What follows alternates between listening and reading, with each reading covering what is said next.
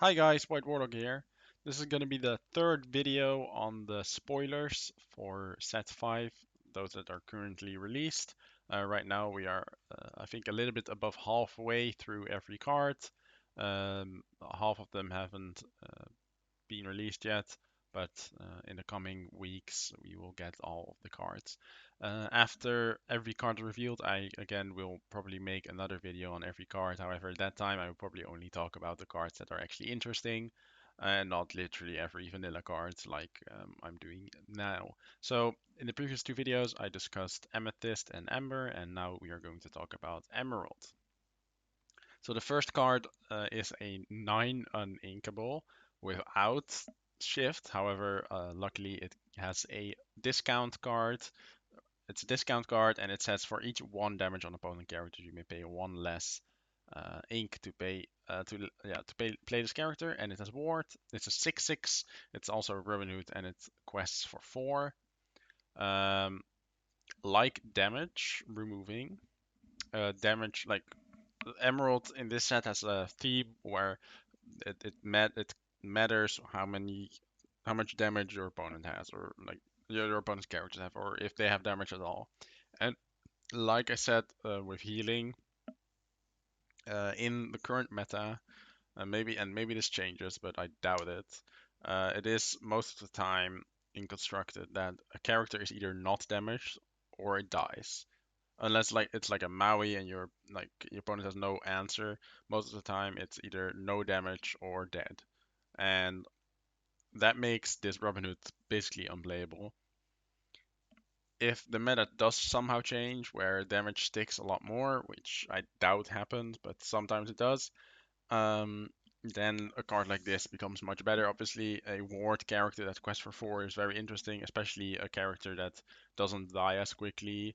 Um, Like it doesn't get one shot by a fox, for example. So, yeah, I think it's a bad card because the damage on opposing characters thing is very unreliable. Like, I want to stress how unreliable it is. So yeah, currently I think it's a bad card. However, maybe in the future it can have some more uses. Then the next character is Ulf. It's a mime. It's 4 ink, 4/3 that quests for 2, and it can sing songs. This is basically just a vanilla card, right? For limited, and otherwise it's just a bad card. Um, then Add is the next one. It's a 3 uninkable. It says when you play this character, you may deal 2 damage to a chosen damage character. Otherwise, it's a 2/3 for 1. This card's also bad. Like as I said, it's very unreliable to have a damaged character, especially on turn 3. So yeah, this card is just not good. I would much rather play Ring the Bell, which is not a character, but it kills anything that has damage. And this, like a 2/3 for 1 for 3, even if it was inkable, was just not good enough. Even if this card was inkable, I would not play it. And this card is uninkable, so I would definitely not play it. Next card is Flora. It's a 2/4 for 3 that cuts for 1. It says, while being challenged, this character gets +2. Yeah, not good enough in my opinion. It just doesn't really do anything for you. Um, like if this was like a quest for 2, quest for 3 character, then it's good. But otherwise, no, no. It just doesn't offer you anything you really want. Then we have a 1 cost 1/2 for 1. Uh, Merryweather, which says when you play this character, you may pay 1 to give chosen character +2 attack this turn. So this is basically Megara, but a 1/2 instead of a 2/1, and it is optional. So that's interesting. I think that might be better. However, I still think it's not good enough. But this is a card that might be good. Like this is a maybe card. It depends on how the meta looks, how good 1/2s are. I think 1/2 is pretty bad, right? So you kind of want that effect to be quite important. And currently, I would say I would rather play Megara than Merryweather because as a 1-drop, it just doesn't do anything anyway. So I would never play it as a 1-drop unless you top deck it and you need to want to play it. But if you top deck it, you probably have the ink to pay the extra one anyways for the Megara. So I wouldn't play this character myself, but it has some upsides. Next is an German card. It's a Robin Hood archery contestant. Obviously, in German, it's an insanely long title, as it always is. It's a 2 ink 2/2 that quests for 1, and it says when you play this character, if an opponent has a character in damage that has damage in play, you gain 1 lore. So it's a goat if your opponent has a character with damage on it, but on down turn 2, they most of the time don't have that. So unless you're playing against a deck with like um, turn 1 Mulan or something, then it's relevant, but otherwise it's just not good. I would not play this ever. As I said, if damage character thing just isn't relevant almost and always. Then we have a forecast Iago. It's a 2/4 for 1 that has evasive, so that's relevant. It can kill Diablo, for example. If Diablo is still heavily played, that might be relevant. However, its ability is what is interesting. It says whenever this character quests, you may pay 2 less ink for the next action you play this turn. I think that could be quite relevant in like a mill deck, for example. You can play a Holy World for 3 ink, then play like do it again, and then sing a Holy World with a card you've already had so on board. So I think Iago is quite interesting. Um, I would most likely play it in mill or try it in mill if I can. Otherwise, I don't think there's a list for it yet, but it could always be a good card later in the meta, especially if Diablo gets back up play. So yeah, it might be good. It might be good. Then we have another ad. It's a 2/4 for 4 and Inkable that costs for 3, and it says damage characters can challenge this character. That's okay because you don't need that to. You can just get a fox to kill it, and fox survives. So that's unfortunate.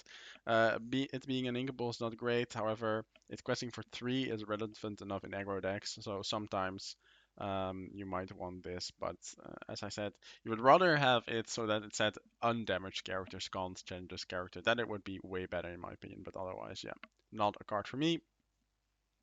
Then we have another German card, which is Prince Philip. It has 2 abilities and it's a 3/9 for 7 that quests for 3. Its first ability is when you play this character, you may banish chosen opposing dragon character. So that could actually be more relevant than you think because Sisus are dragons, and if blue-red has like if blue-red becomes like a tier 1 deck and plays a lot of Sisus, then that effect can become relevant, or maybe red purple with their hand Sisus. So yeah, this one might be relevant. And then we have a second ability which says whenever this character changes the damage character, you ready this character. That is much less relevant. I would say you basically would only play it for the first one and for the fact that it quests for 3, but 7 cost is not good. I don't think it's a good card, but it might have some uses in metas where dragons are very much played in the meta. However, it being 3 strength means that it can die to Medusa, and that is quite relevant, I would say. Next is Clarabella. It's a one. Oh, this one is also foreign. It's a 1/2 for 1. It quests for 1, and what it says when you play this character, you may pay 2 ink to banish chosen item. So it's basically a worse Benja, a much worse Benja. But if you are in in green and another color that doesn't banish items, like so you're not in green steel, this character could be relevant. Otherwise, it's completely useless, obviously. So it might be relevant, but we don't know yet. So it might have some uses, but yeah, we don't know yet. At least it's inkable, so that's good. Then we have another shift Robin Hood, 3/5 for 1 instead of like a 3/6 like we have in Steel at the moment. And it says this character gains +1 lore for each opposing damage character in play. Again, that will be max 1, maybe 2 cards, even in Steel. So yeah, that kind of sucks. I would say this character is not good enough, unfortunately. but you can use it in like a mill deck if you want. Robin Hood, for example, if you want another Robin Hood shift, you can play this one as well. But I would always play four of the Robin Hood instead of this one if you want to go the Robin Hood route. Next one we have a Scar. It's a 4/2 for 4 that cuts for 1. It has wards, which is pretty interesting. However, its ability is whenever one of your characters changes a damage character, you may draw a card. Yeah, that almost never happens. Again, every time in this meta when you change a character, most of the time it is for you to kill it immediately. So it's never damage. So this is probably not that relevant. But it's more relevant than the other one because it draws a card, which is a better effect than the others one. But I would say that it's still not good enough. It doesn't dice to grab your sword, which is a big problem. Then for 3, we have an action that says that's Night Howler Rage, which says draw a card. Chosen characters gain Reckless and during the next turn. Yeah, this is just not good. Like, okay, nice. You give their chosen characters Reckless, so they attack your characters, but it's a 3. It's not a song. If it was a song, it would have been much better, but otherwise, I just don't think it's any good. Then we have You're Welcome, which is a 4 inkable song, which has shuffle chosen character, item, or location into their player's deck. That player draws 2 cards. So this card is really good in mill, I would say. Otherwise, it's probably not that great. However, it being this versatile, um, I could see it be played in like aggro decks as like your removal spell. Even though it allows your opponents to draw 2 cards, it literally gets everything at the moment. So yeah, I think it's a pretty good card, especially in mill if that becomes a deck, and maybe in aggro decks. So yeah, I like it. Then we have another 4 ink card. However, this card is uninkable and it's an action, and it says remember who you are, and it says if chosen opponent has more cards in hand than you draw cards equal to the difference. So it says until you have the same number, but that's the same. I don't think that's good. It might only be good like in aggro decks where your opponent draws a lot of cards, like Ruby Amethyst, for example, but it's being an inkable card for a situational card is so bad. Like you want situational cards to be inkable. So yeah, this card is a problem. I would probably not play it in any deck. But it might find a home. But I don't. I doubt it. But it might. But I really doubt it. And then we have 3 more cards left. The last the we have an item, Emerald Scrumicon. It says during opponent's turn, whenever one of your characters is banished, you may return chosen character to their player's hand. Um, it could be good, but I don't think so. Because it's mostly because it's an inkable. And in Emerald, I don't really see you wanting to pay 3 and like spend 3 ink and a card for this effect as an item. But I could be wrong, but I don't think it's very good. Then we have 2 locations. We have a 2/7. What is the cost? The cost is 2. Okay, two costs. It costs 2 to move there, and it says your character's named Robin Hood may move there for free, and it gives all your characters that are in their ward, and it gives you the ability to deal 2 damage to a damaged character.